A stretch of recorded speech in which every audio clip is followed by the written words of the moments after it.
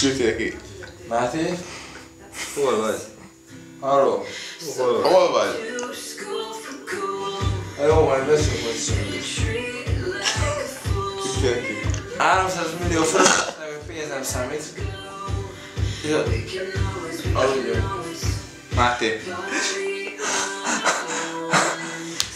Valami téged basznak, már új szerbaj nem álltál fel? Nem. Soha. Foglak. Nem én vagyok. Nem én vagyok, Máté, nézd. Igen, tessék? Halló, tessék.